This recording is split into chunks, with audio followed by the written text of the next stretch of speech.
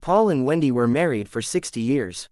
Though Paul was 84 and Wendy was 80 years old, their love seemed so fresh and young, a bond of true love. My friend, who is a doctor, first met the senior couple when Paul brought Wendy in a wheelchair to the hospital for a normal checkup. Who says that only young lovers can spread the fragrance of love? My friend found this old couple a sight to see. They looked ever so in love, always smiling at each other, and had an aura of understanding around them.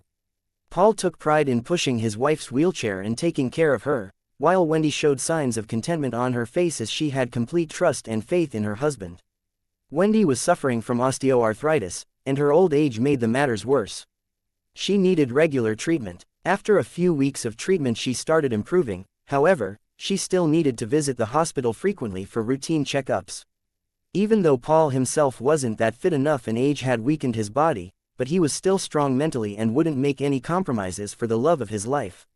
He had to travel great distances and spend a lot of money, yet he refused to take her to just any hospital as he only wanted the best treatment for his love. As time passed by, the serious effects of the disease and failing treatment started showing on Wendy's health. Yet, my friend could see the love and respect they had for each other. Paul would just remain quiet and Wendy would read her husband's love through his silent eyes. They didn't need any words to express their love, as true love needs no language. One day, as my friend hadn't seen the couple for a few days, she called up Paul as part of the routine follow-up on her patients. That's when she learned that Wendy had passed away a week back due to complications of hypertension. As Paul conveyed all this in a shaky voice to my friend, he broke down. It was the first time in 5 months since my friend had known him that he cried or showed any helplessness. He cried on the phone endlessly and uncontrollably.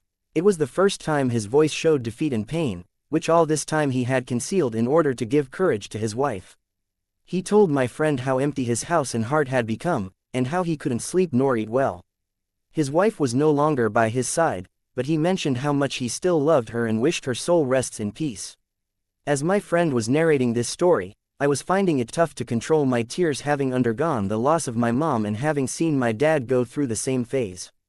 It brought a lump to my throat. It made me think as to how people cope with such a great loss, and how do they gather the strength and courage to carry on with life, just like my dad.